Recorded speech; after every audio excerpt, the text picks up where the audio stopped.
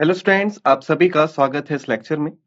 तो जैसा कि हम सभी जानते हैं कि हम लोग कवर कर रहे हैं सामयिकी को, यानी कि करंट अफेयर्स को। और आज हम देखेंगे 17 दिसंबर 2024 को हुई कुछ महत्वपूर्ण घटनाओं के बारे में। तो इस लेक्चर में हम बात करेंगे कुछ अंतर्राष्ट्रीय समाचारों के बारे में, कुछ राज्य समाचारों के बारे में, कुछ बैंकिंग और वित्तीय समाचारों के बारे में, कुछ रक्षा समाचारों के बारे में, कुछ विज्ञान और प्रौद्योगिकी समाचारों के बारे में, कुछ खेल समाचारों के बारे में, कुछ महत्वपूर्ण दिनों की खबरें, कुछ राष्ट्रीय समाचार के बारे में, यानी कि अंतर्राष्ट्रीय समाचार, राज्य समाचार, बैंकिंग और वित्तीय समाचार, रक्षा समाचार, विज्ञान और प्रौद्योगिकी समाचार, खेल समाचार, महत्वपूर्ण दिनों की खबरें, राष्ट्रीय समाचार। तो ये कुछ चीजें हैं जो कि हमें आज देखनी है। लेकिन शुरुआत से पहले हर बार की तरह इस बार भी एक छोटा सा डिस्क्लेमर है हमारे पास, एक छोटा सा असवीकरण है हमारे पास, जिसे हमारे लिए समझना बहुत जरूरी है, जिससे पहले कि हम आगे बढ़े। तो असवीकरण कुछ इस प्रकार से है। हमारे स्लाइड डेक में उपयोग की गई छवियां केवल शैक्षिक उद्देश्यों के लिए है। हम इन छवियों के मूल रचनाकारों और मालिकों के बौद्धिक संपदा अधिकारों का सम्मान करते हैं। यदि आप इस डेक में उपयोग की गई किसी भी छवि के मालिक हैं और कोई भी चिंता या समस्या है, तो कृपया sathi@iitk.ac.in पर हमसे संपर्क करें और हम इन छवियों को हटा देंगे। अब आइए पहली अंतर्राष्ट्रीय खबर देखते हैं कि रूस 2025 में भारतीयों के लिए वीजा मुक्त यात्रा की पेशकश करता है। रूस 2025 की वसंत ऋतु से भारतीयों के लिए बिना वीजा यात्रा की पेशकश करेगा। यह पहल जून 2024 में भारत और रूस के बीच द्विपक्षीय चर्चाओं का अनुसरण करती है। समझौते का उद्देश्य वीजा प्रतिबंधों को कम करना और समूह पर्यटक आदान प्रदान को प्रोत्साहित करना है।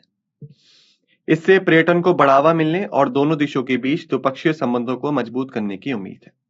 तो यदि बात करें इस खबर के बारे में, तो देखिए, भारत और रूस यानी कि रशिया, इन दोनों के संबंध आपस में बहुत ही अच्छे हैं। तो ऐसे में क्या हुआ कि अगर हम बात करते हैं अंतर्राष्ट्रीय यात्रा की, तो ऐसे में आपको पासपोर्ट चाहिए होता है, आपको वीजा चाहिए होता है। जो वीजा होता है वो आपकी वैधता बताता है कि किसी भी देश में यात्रा करने के दौरान किसी भी कारणवश, भले ही आप पढ़ाई के लिए जा रहे हो, भले ही आप व्यापार के लिए जा रहे हो, किसी से मिलने जा रहे हो या घूमने जा रहे हो, किसी भी कारणवश अगर आप किसी दूसरे देश में जाते हैं, तो कितने वैध दिनों के लिए आप उस देश में ठहर सकते हैं, ये आपका वीजा आपको बताता है। उदाहरण के लिए, यदि आपका वीजा सिर्फ 15 दिनों के लिए है और यदि आप उस देश में 15 दिनों से ज्यादा ठहरते हैं, तो ये वैधता कानून के अंतर्गत नहीं आता है। आप अवैध तरीके से वहां ठहरे हुए हैं, आपके खिलाफ कोई भी कानूनी कार्रवाई की जा सकती है उस देश के कानून के अनुसार या फिर अंतर्राष्ट्रीय कानून के अनुसार। तो ऐसे में क्या होता है, लोगों के पास एक सीमित समय रहता है, तो ऐसे में वो सिर्फ कुछ महत्वपूर्ण चीजों को ही करते हैं। लेकिन भारत और रशिया, क्योंकि ये दोनों ही देश अपने संबंधों को दूसरे स्तर पर ले जाने की कोशिश कर रहे हैं, तो इसी बीच में रशिया ने एक पेशकश करी कि हम लोग अब भारतीयों को वीजा पे नहीं आने देंगे। मतलब आप ये कह सकते हैं कि हम वीजा के माध्यम से नहीं आने देंगे, बल्कि वो बिना वीजा के माध्यम से भी आ सकते हैं। तो यह एक सहूलियत है जो कि भारतीय नागरिकों को मिलेगी, जिससे कि उनकी जो कम समय की वैधता थी, उसकी चिंता अब समाप्त हो जाएगी। इसके लिए भारत और रूस ने द्विपक्षीय चर्चाएं की थी, जो कि जून 2024 में हुई थी। जिसके बाद उसमें एक जो चीज थी, जो एक समझौता करना था, वो यही समझौता था कि क्यों ना भारतीयों को बिना वीजा यात्रा करने दी जाए रूस की। तो इसी समझौते के उद्देश्य के साथ वीजा प्रतिबंधों को कम कर दिया गया है, ताकि जो समूह पर्यटक हैं, यानी जो लोगों का आना जाना लगा हुआ है, वो बहुत ज्यादा भारी मात्रा में हो सके, उसे प्रोत्साहित किया जा सके। इससे ना सिर्फ पर्यटन को बढ़ावा मिलेगा, बल्कि रशिया और इंडिया यानी रूस और भारत, इन दोनों देशों के लोगों के बीच व्यापार, पढ़ाई, पर्यटन और कई तरह के और सामाजिक और आर्थिक विकास भी हो पाएंगे। आइए अब आगे बढ़ते हैं। तो देखिए, इटली ने अर्जेंटीना के राष्ट्रपति को नागरिकता दी। इटली ने अर्जेंटीना के राष्ट्रपति जेवियर मिलई को उनके इतावली वंश के आधार पर नागरिकता प्रदान की है। इस निर्णय ने अर्जेंटीना में आलोचनाओं और इटली के नागरिकता कानून पर बहस छेड़ दी है। आलोचकों का तर्क है कि यह नीति इटली में जन्मे प्रवासियों के बच्चों के साथ अन्याय करती है, जिन्हें अक्सर नागरिकता से वंचित कर दिया जाता है। यह कदम इटली और अर्जेंटीना के बीच आगे के राजनीतिक और आर्थिक सहयोग के लिए मंच तैयार करता है।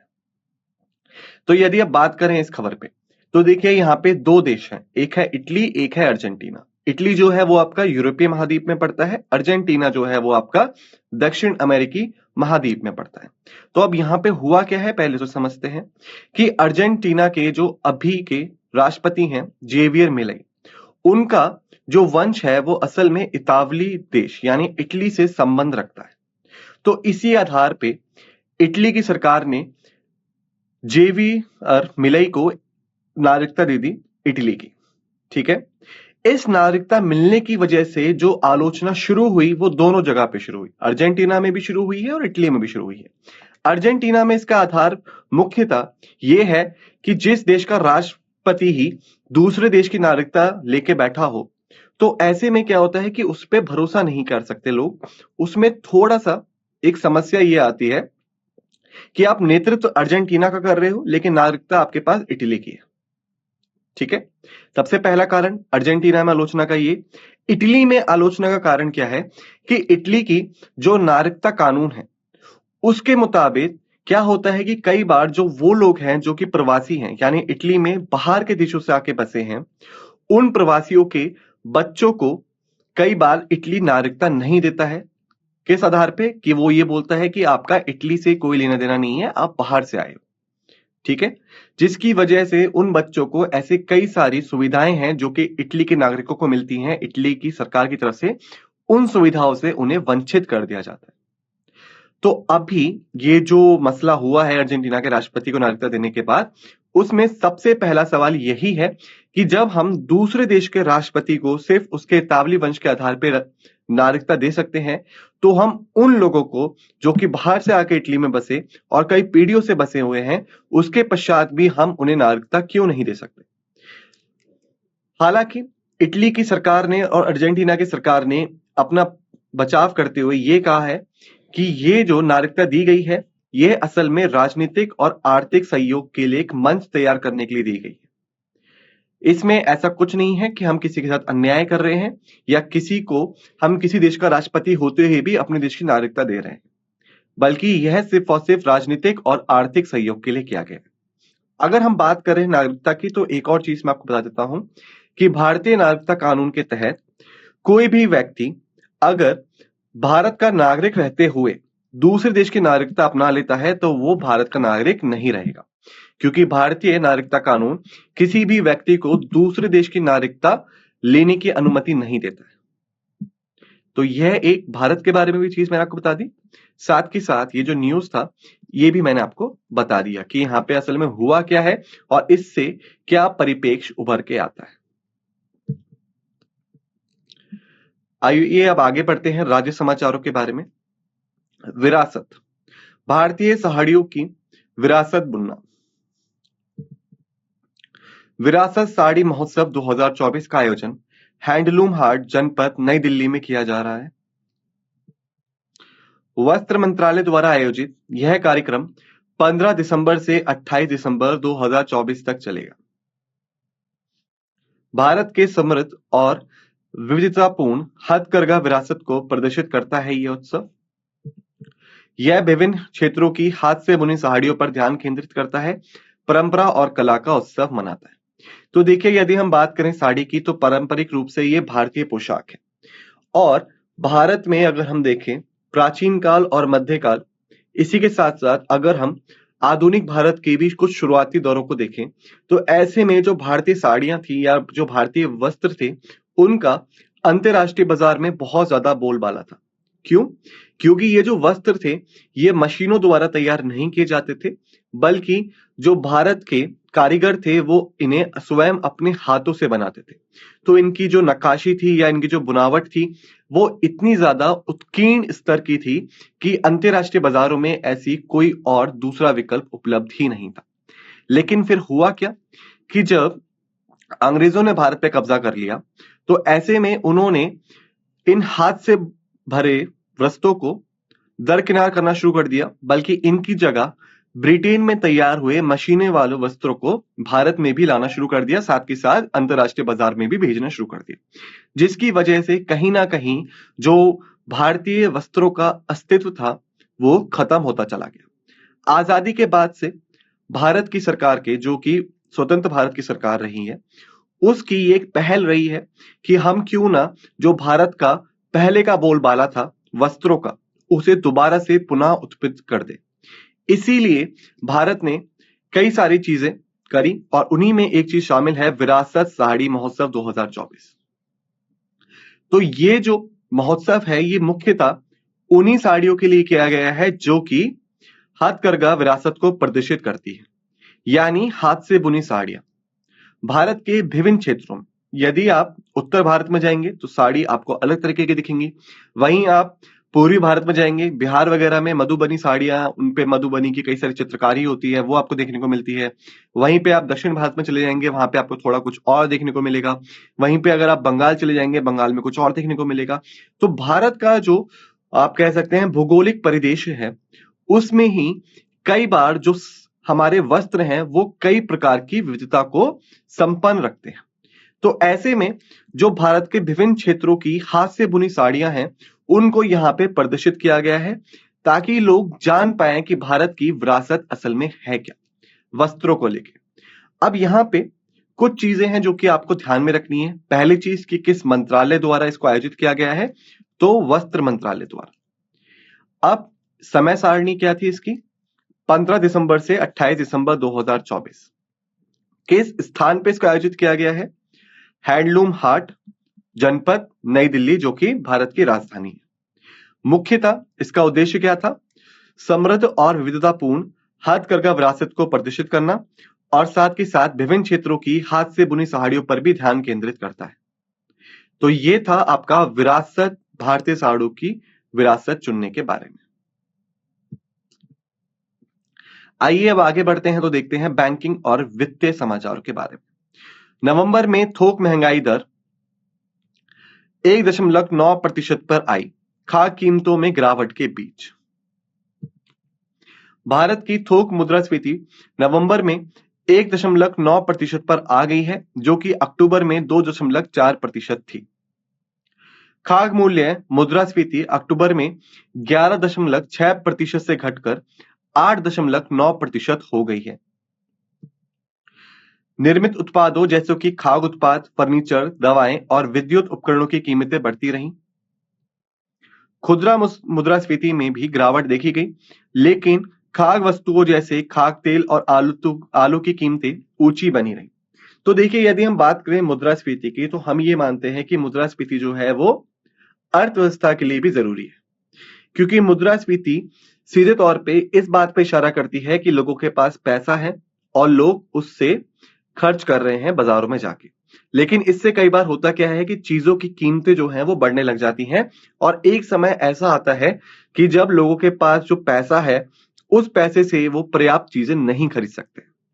तो ऐसे में जो हमारा लक्ष्य होता है वो ये होता है कि हमें बाजार में लोगों के पास पैसा भी रखना है, कीमतें भी सही रखनी है, ताकि मंदी ना आ जाए, और साथ ही साथ इस बात का भी ध्यान रखना है कि महंगाई उस हद तक ना पहुंच जाए कि फिर लोगों को नुकसान झेलना पड़े। तो ऐसे में जब हम महंगाई दर को नापते हैं मुद्रास्फीति के अनुसार, तो हम दो जगहों पे नापते हैं। एक होता है हमारा थोक महंगाई और एक होता है हमारी खुदरा महंगाई दर। ठीक है, तो खुदरा महंगाई दर जो है उसमें तो गिरावट आ गई थी, लेकिन जो खाद्य वस्तु थी जैसे कि खाद्य तेल और आलू, इनकी कीमतें ऊंची बनी रही थी। वैसे ही जब हम बात करते हैं थोक महंगाई दर की, तो देखिए इसमें भी गिरावट आई है, लेकिन जो थोक महंगाई दर के अनुसरण खाद्य उत्पाद हैं, फर्नीचर हैं, दवाएं हैं और विद्युत उपकरण हैं, इनकी कीमतें बढ़ती रहीं। लेकिन कुल मिला के जो हमारा 2.4% पे थोक महंगाई दर चल रही थी, वो अब 1.9% पे आ गई है, जो कि भारतीय नागरिकों के लिए एक अच्छी खबर है। आगे बढ़ते हैं तो देखिए, केंद्र ने 2024 से 2025 में विनिवेश के माध्यम से 8,625 करोड़ कमाए। भारत सरकार ने वित्त वर्ष 2024 से 2025 में विभिन्न अल्पसंख्यक हिस्सेदारी बिक्री विनिवेश लेन देन के माध्यम से 8,625 करोड़ एकत्र किए हैं। एमओएस वित्त पंकज चौधरी ने यह जानकारी लोकसभा में एक लिखित उत्तर में दी।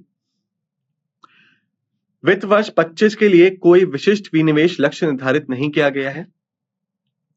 सरकार दक्षता और आर्थिक क्षमता बढ़ाने के लिए रणनीतिक विनिवेश और निजीकरण की अपनी नीति जारी रखती है। तो देखिए, पहले हम ये समझते हैं कि विनिवेश है क्या, ये कार्य कैसे करता है।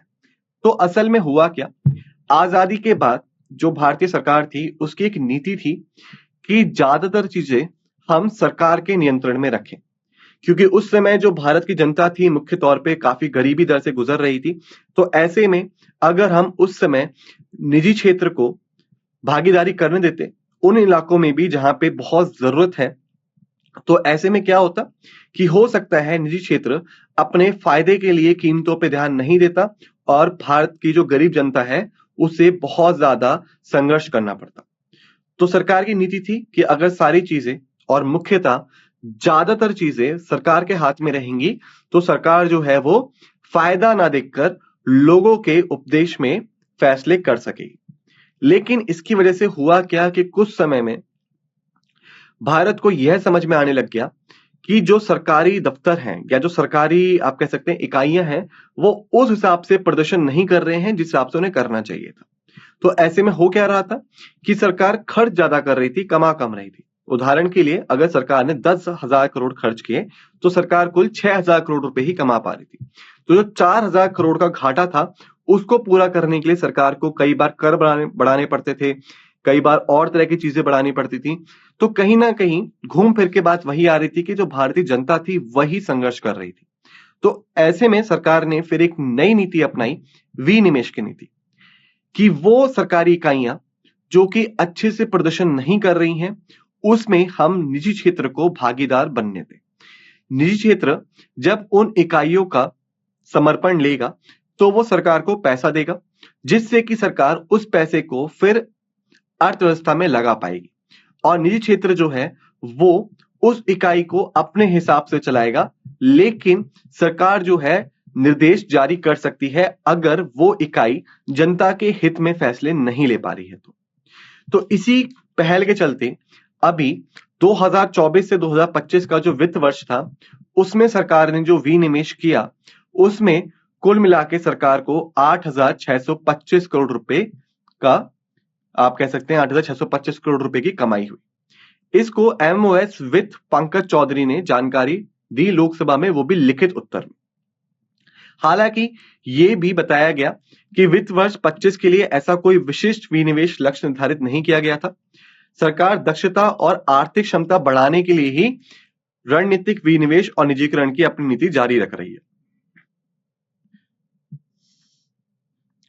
आगे बढ़ते हैं तो देखिए, आरबीआई ने बिना गारंटी वाले कृषि ऋण की सीमा को बढ़ाकर 2 लाख किया। भारतीय रिजर्व बैंक ने बिना गारंटी वाले कृषि ऋणों की सीमा 1.6 लाख से बढ़ाकर 2 लाख कर दी है। नई सीमा 1 जनवरी 2025 से प्रभावी होगी। यह कदम मुद्रास्फीति के दबाव और किसानों के लिए बढ़ती इनपुट लागतों को संबोधित करने का लक्ष्य रखता है। यह छोटे और सीमांत किसानों को उनके संचालन और विकासात्मक आवश्यकताओं के लिए पर्याप्त ऋण समर्थन प्रदान करता है। तो यदि बात करें अगर इस खबर की, तो देखिए, पहली चीज आपको ऋण समझना होगा। यदि हम बात करें बैंक की, तो बैंक का मुख्य फंक्शन क्या होता है, मुख्य कार्य क्या होता है कि वो लोगों से जमा स्वीकार करता है और आगे ऋण प्रदान करता है। तो बैंक जब भी ऋण प्रदान करता है, आप जब भी ऋण लेने जाएंगे तो बैंक हमेशा आपसे कोई ना कोई गारंटी वाली चीज रखवाता है। जैसे उदाहरण के लिए अगर आपने 3 लाख का लोन लिया या 3 लाख का ऋण लिया तो बैंक आपसे कोई ना कोई ऐसी वस्तु अपने पास जमा करवा लेगा जो कि उसी मूल्य की हो, 3 लाख तक के मूल्य की हो। किसी कारणवश यदि आप बैंक का पैसा वापस नहीं कर पाते हैं, और क्योंकि वो पैसा बैंक ने लोगों से लिया था तो बैंक को तो पैसा देना है लोगों को वापस, तो बैंक क्या करेगा, उस सामान को बेचकर उस पैसे को जुटाएगा और फिर लोगों को वो पैसा वापस कर देगा। तो ऐसे में क्या हुआ कि जो किसान थे उन्हें एक सुविधा दी गई कि यदि वो कृषि ऋण लेते हैं, खेती बाड़ी के लिए ऋण लेते हैं, तो उन्हें गारंटी नहीं देनी पड़ेगी। तो अब तक जो उस ऋण की सीमा थी वो 1,60,000 थी, 1,60,000 यानी 1.6 लाख। अब इसको बढ़ा के आरबीआई ने 2 लाख कर दिया है, यानी कोई भी किसान अगर 2 लाख तक का कृषि ऋण लेता है तो फिर उसे कोई भी गारंटी नहीं देनी। ये जो सीमा है ये 1 जनवरी 2025 से प्रभावी होगी। अब ये समझते हैं कि ये करने का कारण क्या था। असल में हुआ क्या कि जब महंगाई बढ़ने लगी तो जो किसान हैं उन्हें जो खेती बाड़ी में इनपुट लगाना पड़ता है उनकी लागत भी बढ़ने लगी। अगर कोई किसान पहले उदाहरण के लिए मान लेते हैं 10,000 रुपए में फसल उगाता था तो वो उसको 15,000 रुपए में बेचता था, तो ऐसे में जो 5,000 रुपए थे वो किसान का मुनाफा हुआ करता था। लेकिन अब क्या हुआ, किसान को ही अगर फसल उगाने में 15,000 रुपए लगाने पड़ रहे हैं तो वो उसी फसल को 20,000 रुपए में बेचेगा, अपना 5,000 रुपए का मुनाफा बरकरार रखते हुए। लेकिन अगर हम बात करें लोगों की, तो जो लोग पहले फसलों को 15,000 में खरीद रहे थे अब उन्हें उसी फसल के लिए 20,000 रुपए देने पड़ेंगे। तो ऐसे में मुख्य कारण क्या है कि अगर कृषि करते समय इनपुट की लागत बढ़ गई, किसान को ज्यादा पैसा लगाना पड़ रहा है, तो वो अपने आप ही कीमतें बढ़ा देगा ताकि अपना मुनाफा जो है उसे बरकरार रख सके, वो घाटे में ना चला जाए। तो इसी वजह से आरबीआई ने क्या करा, इस ऋण की कीमत 2 लाख रुपए कर दी ताकि जो इनपुट की लागत है उसको समर्थन मिल सके ऋण के द्वारा, ताकि जो किसान है वो इनपुट की लागतों से सही ढंग से निपट सके और इसकी वजह से जो मुद्रास्फीति बढ़ती जा रही है वो भी नियमित हो जाए, वो भी संयंत्र में आ जाए। यह छोटे और सीमांत किसानों को उनके संचालन और विकासात्मक आवश्यकताओं के लिए पर्याप्त ऋण समर्थन प्रदान करता है। अब आइए आगे बढ़ते हैं। अगली खबर है, सार्वजनिक क्षेत्र के बैंकों ने वित्त वर्ष 2024 से 25 की पहली छमाही में 85,520 करोड़ रुपए का शुद्ध लाभ दर्ज किया। सार्वजनिक क्षेत्र के बैंकों को, जिन्हें हम पीएसपीज भी कहते हैं यानी पब्लिक सेक्टर बैंक्स, इन्होंने वित्त वर्ष 2024 से 25 की पहली छमाही में 85,520 करोड़ का शुद्ध लाभ दर्ज किया। इससे पिछले वर्ष की इस अवधि के लिए 67,850 करोड़ की तुलना में 26% की वृद्धि होती है। पीएसबी की परिचालन दक्षता और वित्तीय लचीलापन को रेखांकित करता है। सुधरी हुई परिसंपत्ति गुणवत्ता, मजबूत ऋण निगरानी और बेहतर संचालन दक्षता ने इस वृद्धि में योगदान दिया। तो अगर यदि हम बात करें इस चीज की, तो देखिए भारत में ज्यादातर जो बैंक है वो सार्वजनिक क्षेत्र के हैं जो कि सरकार के नियंत्रण में आते हैं। सरकार ने वक्त वक्त पे इन बैंकों की क्षमता को बढ़ाने पर ध्यान केंद्रित किया है, लेकिन हाल फिलहाल में इन बैंकों की जो प्रदर्शनता थी उसमें कई तरह के संशय होने लग गए थे, यानी उनका जो प्रदर्शन था वो उस उपलक्ष्य में नहीं था जिस उपलक्ष्य में उनसे अपेक्षा की गई थी। सरकार ने कई सारे कदम उठाए जिसके बाद उन कदमों का अब असर देखने को मिल रहा है कि पिछले साल की जो पहली छमाही थी, जो अवधि थी, उसमें 67,850 करोड़ का शुद्ध लाभ पीएसबीज ने या सार्वजनिक क्षेत्र के बैंकों ने दर्ज करा था। वहीं इस बार यही लाभ 85,520 करोड़ हो गया है, यानी सीधे तौर पे 26% की वृद्धि देखने को मिली है। इस वृद्धि के पीछे कारण क्या थे?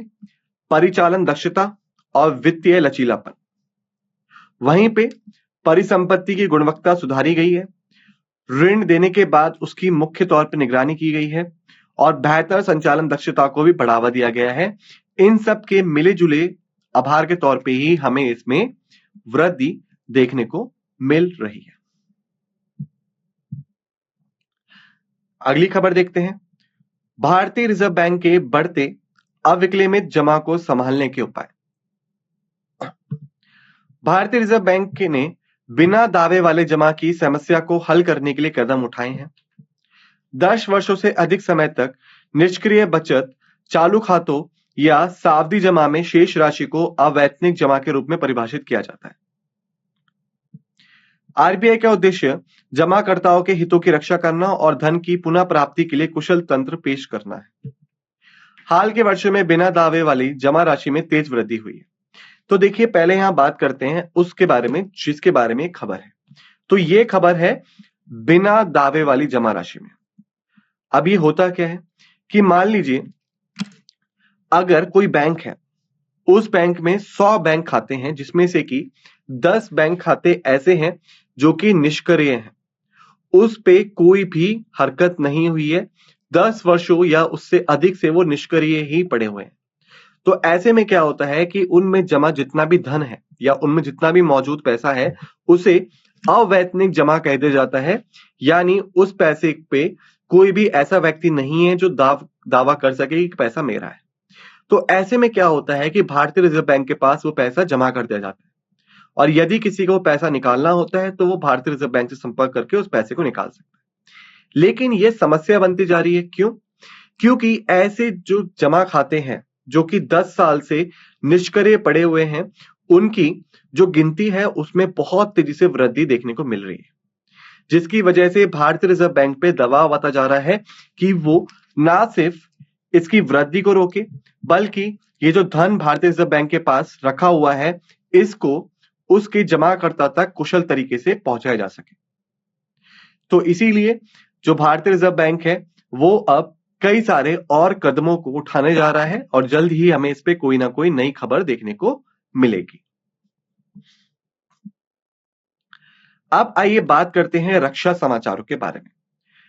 आईएनएस निदेशक, भारतीय नौसेना का नया सर्वेक्षण पोत कमीशन किया गया। भारतीय नौसेना ने 18 दिसंबर 2024 को विशाखापट्टनम के नौसेना डॉकयार्ड में आईएनएस निदेशक को कमीशन करेगी। माननीय रक्षा राज्य मंत्री श्री संजय सेठ इस कार्यक्रम के मुख्य अतिथि होंगे। यह युद्धपोत garden reach ship builders and engineers द्वारा निर्मित सर्वेक्षण पोत बड़ा परियोजना के तहत दूसरा जहाज है। आईएनएस निदेशक भारत की समुद्री उपस्थिति को बढ़ाएगा, विशेष रूप से हिंद महासागर क्षेत्र में। तो देखिए, यहां पे कुछ चीजें आपको याद रखनी है।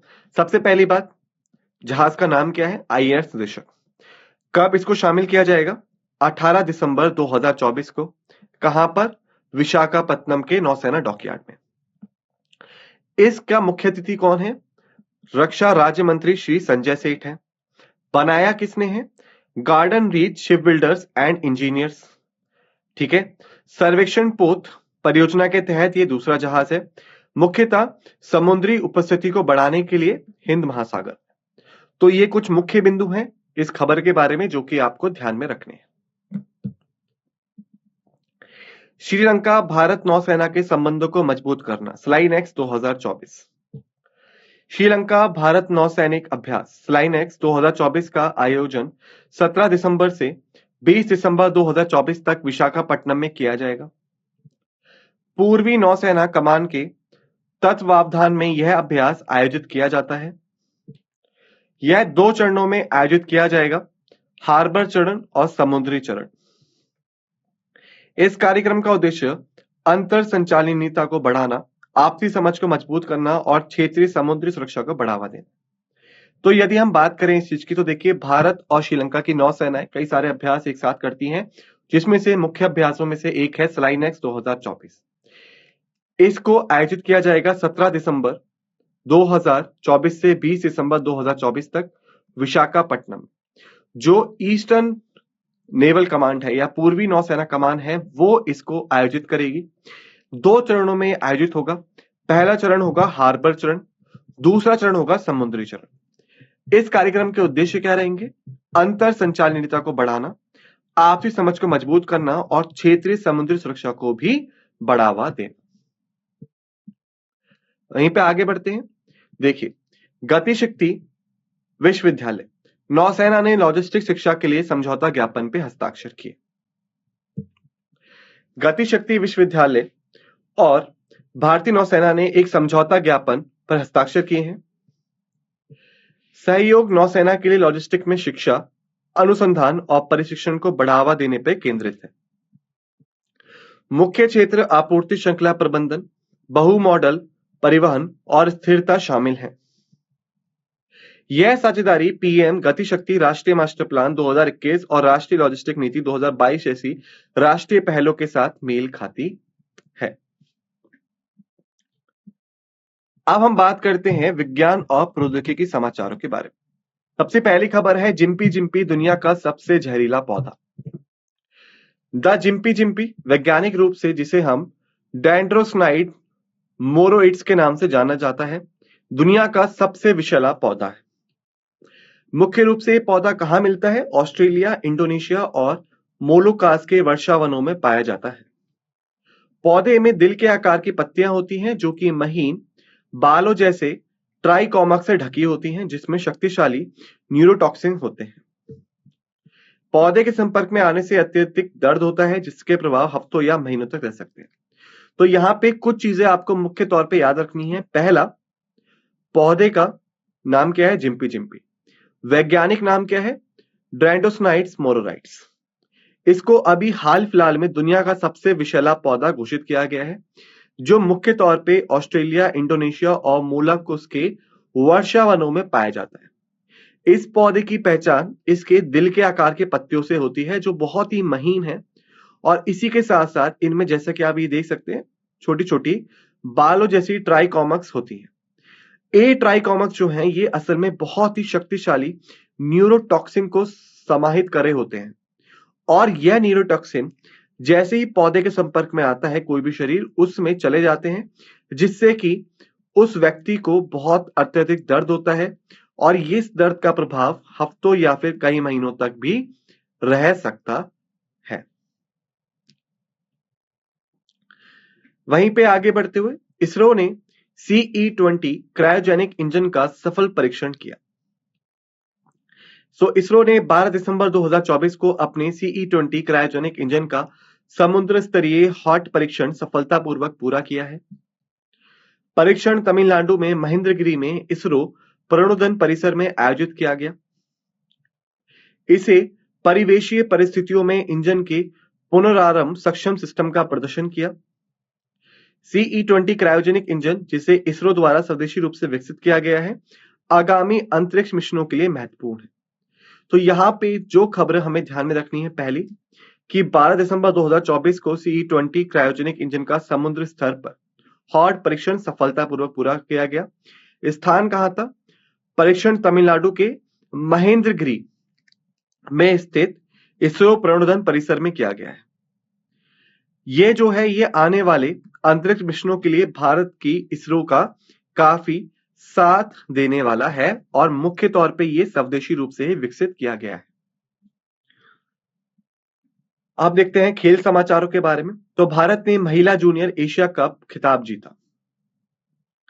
भारतीय महिला जूनियर हॉकी टीम ने चीन को 3-2 से हराकर महिला जूनियर एशिया कप का खिताब जीता है। अंतिम मैच मस्कट, ओमान में आयोजित किया गया था। भारत ने सफलतापूर्वक अपने खिताब का बचाव किया, उन्होंने 2023 संस्करण भी जीता था। इस जीत के साथ भारत 2025 में FIH महिला जूनियर हॉकी विश्व कप के लिए चिली में क्वालिफाई कर गया है। अब हम बात करते हैं महत्वपूर्ण दिनों की खबरों के बारे में। तो भारत में पेंशनर दिवस, पेंशन अधिकारों के लिए DS नकरा की लड़ाई का सम्मान। पेंशन भोगी दिवस भारत में प्रतिवर्ष 17 दिसंबर को मनाया जाता है। यह दिन DS नकरा को समर्पित है, जिन्होंने पेंशन भोगियों के अधिकारों और गरिमा के लिए संघर्ष किया था। यह 1982 के ऐतिहासिक सुप्रीम कोर्ट के फैसले की याद दिलाता है। निर्णय ने सेवानिवृत्त अधिकारियों और पेंशन भोगियों के लिए समानता और न्याय की गारंटी दी है। अब हम बात करते हैं राष्ट्रीय खबर के बारे में। उपराष्ट्रपति धनखड़ ने ग्वालियर में GSI भू विज्ञान संग्रहालय का उद्घाटन किया। उपराष्ट्रपति श्री जगदीप धनखड़ ने ग्वालियर में GSI भू विज्ञान संग्रहालय का उद्घाटन किया। संग्रहालय ऐतिहासिक विक्टोरिया मार्केट भवन में स्थित है।